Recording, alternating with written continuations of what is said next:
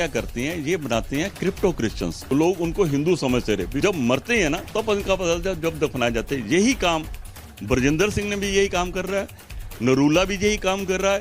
एक देओल है, वो जट सिख अपने को कहता है और जट सिखों को कन्वर्ट कर रहा है वो। अगर आप सेंसेक्स की परसेंटेज देखोगे, परसेंटेज इनकी वही रहेगी, 1.5% रहेगी, 2% रहेगी। इसमें बदलाव नहीं होगा, इसमें बदलाव नहीं होगा। मगर हो क्या रहा है, ये क्या करते हैं, ये बनाते हैं क्रिप्टो क्रिश्चियंस। लोग उनको हिंदू समझते रहे, भी सीताराम येचुरी है या आंध्र प्रदेश के राजेश्वर रेड्डी हैं, लोग उनको ये सोचते रहे। मगर वो किस तरीके से उनका परिवार किस तरीके से कन्वर्ट करता था लोगों को, जब मरते हैं ना तब उनका पता चलता है, जब दफनाए जाते हैं। यही काम ब्रजेंद्र सिंह ने भी यही काम कर रहा है, नरूला भी यही काम कर रहा है।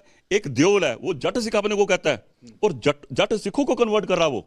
और इसी तरीके से नरूला जो है वो और सिख कम्युनिटी के अंदर ऐसे काम करता है। ये क्रिप्टो क्रिश्चियन बनाते हैं, नाम हिंदुओं वाले रखते हैं, जो हिंदुओं को बेनिफिट, जो दलितों को बेनिफिट होते हैं, उनके बेनिफिट ना खत्म हो जाएं, इसलिए ये अपना डाटा सरकार में नहीं देते। क्योंकि हम ये कहते हैं कि जब किसी ने कन्वर्ट होना है तो उसको अपना एफिडेविट देना पड़ता है। एफिडेविट देंगे तभी जाके उसकी सेंसस के अंदर पता लगेगा कि कितने ईसाई बढ़ गए, कितने कौन बढ़ गया।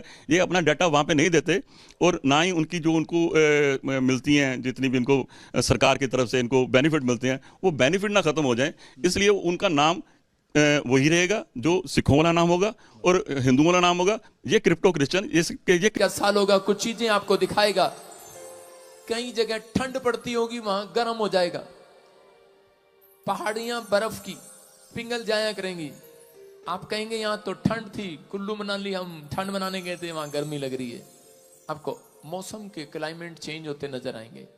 जो आप सोच रहे हैं वो नहीं होगा। कई जगह पर आपको सूखे की गुड न्यूज मिलेगी। इसको बोलते हैं गुड न्यूज। जिन लोगों ने पानी को वेस्ट किया है, पानी की कदर नहीं किया, वो लोग देखेंगे पानी की प्रॉब्लम को, किल्लत को। अबालबा शबालबा। पवित्र आत्मा कहता है कि कुछ देश कोशिश करेंगे भारत से ऊपर आने की, लेकिन ऊपर नहीं आएंगे। भारत एक ऐसी खोज कर लेगा जिसका चारों तरफ देशों में नाम हो जाएगा यीशु मसीह के नाम में। केजरीवाल को मैंने कुछ समस्या में देखा, प्रार्थना करें। ममता बनर्जी को कुछ समस्या में देखा, परमेश्वर का आत्मा करे कुछ लोग इकट्ठे होकर दुआ करें अपने सीएम के लिए, अपने देश के लिए, प्रधानमंत्री के लिए। आइए हम सब सिर पे हाथ रखें और प्रार्थना करते हैं सबके लिए। परमेश्वर का आत्मा बात कर रहा है। मैंने कहा कि आप पहचान नहीं पाएंगे, इतने चमत्कार होंगे 2024 में। जवान लोग भविष्यवाणियां करने लगेंगे। 2024 में यूपी बहुत अमीर हो जाएगी। आमीन। 2 साल से बोल रहा हूं, परमेश्वर सुनता आ रहा है। 5 कंट्रियां एक करेंसी बनाएंगी, ये मैं 3 साल से बोलता आ रहा हूं और वो आप सुनते भी आ रहे हैं। लेकिन 2024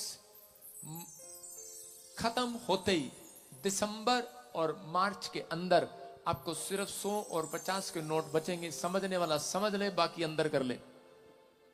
राजपाल यादव जी अंदर कर लेना, बाकी सारे बोले हालेलुया हालेलुया।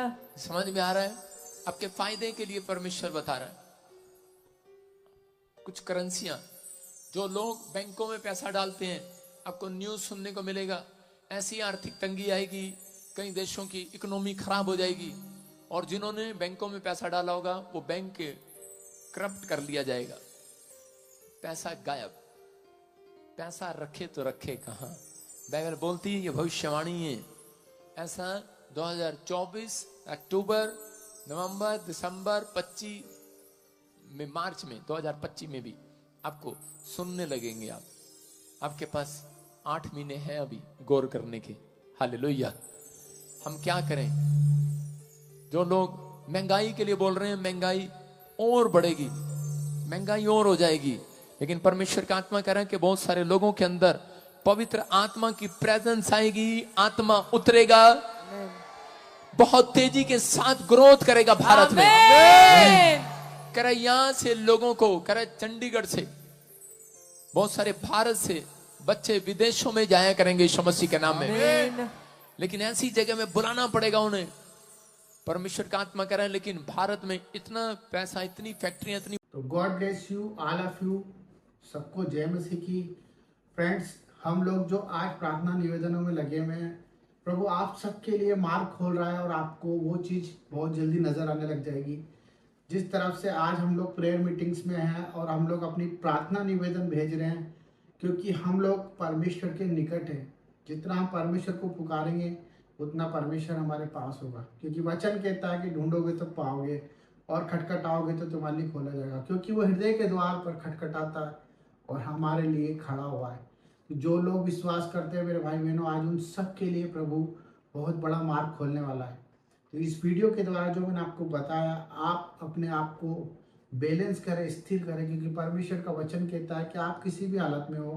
मेरे फ्रेंड्स, मैं जानता हूँ मेरे भाइयों कि हम लोग प्रभु को जानने के बाद बहुत परेशानियों में जाते हैं, क्योंकि हमारे अंदर कटनी होती है, हमारे अंदर बहुत सारी बुराइयां होती है, हमारी फैमिली के अंदर हमें बहुत सारी अनरिस्पेक्टेड चीज़ें देखनी पड़ती है और वही चीज़ हमारे को बहुत कुछ टॉर्चर दे जाती है और हमारी मेंटल हेल्थ बिगड़ जाती है। हमारी ऑल ओवर जो भी हमारे टारगेट्स होते हैं वो सब कुछ हमारे टारगेट्स हट जाते हैं।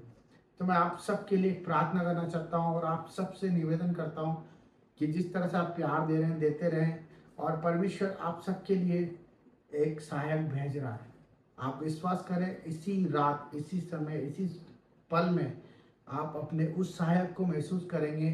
अगर आप परमेश्वर पे बिलीव करते हैं, आपको कहीं भी किसी भी चीज़ पे भय खाने की ज़रूरत नहीं है। परिस्थिति कैसी भी हो, चाहे हम लोग मर भी जाएं, परंतु परमेश्वर की नज़रों में, और परमेश्वर हमें जिंदा भी कर सकता है, क्योंकि उसका वचन यही कहता है कि जितनों ने विश्वास किया उन्होंने उद्धार पाया।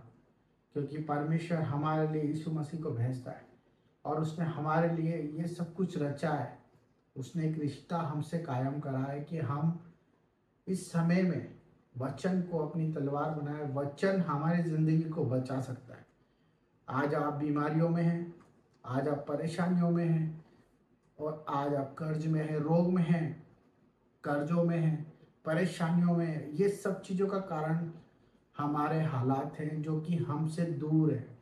हमारे हालात, हम जो चाहते हैं वो मार्ग पर नहीं चल पाते, क्योंकि परमेश्वर जब तक आपसे दूर रहेगा, आप उसे पुकारें, आप बहुत सारी चीज़ों में उलझ जाएंगे। आपका काम सिर्फ उसे पुकारना है, प्रार्थना करते रहे, नित्य प्रार्थना करते रहे, प्रतिदिन सुबह शाम दिन रात मन से प्रभु को याद करते रहे, वचन के अनुसार जीवन जिए और परमेश्वर के न्याय का वक्त करें, इंतज़ार करें, उस वक्त का इंतज़ार करें जो उसने हमारे लिए निर्धारित किया है। क्योंकि वचन यही कहता है कि जो स्थिर रहेगा वो परमेश्वर का कहलाएगा, और जो अंत तक धीरज धरेगा वो परमेश्वर के मुकुट को अपने जीवन में धार पाएगा। तो मेरे भाई बहनों, हम आप सबके लिए प्रार्थना करते हैं और परमेश्वर आप सबको शांति दे। तो सबको जय मसीह की। God bless you.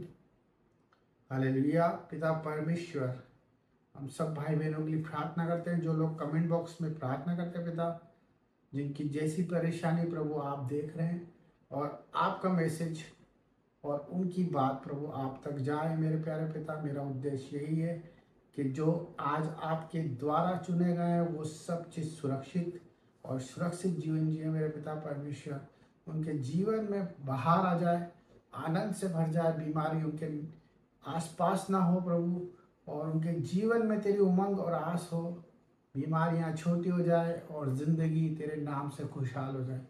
प्रभु, तेरे आगे हाथ फैलाने वाले कभी मनुष्य के आगे हाथ ना फैलाएंगे। मेरा विश्वास है मेरे प्यारे पिता कि तेरे बच्चे तेरे न्याय के लिए खड़े हैं और अपने आप को नहीं परंतु तुझे देख के जीने वाले हैं। सबको जय मसीह की, और सबके लिए आशीषित हो प्रभु यीशु के नाम में, आमीन। तो God bless you all of you. ये आपके लिए एक मैसेज था। परमेश्वर आप सबको शांति दे।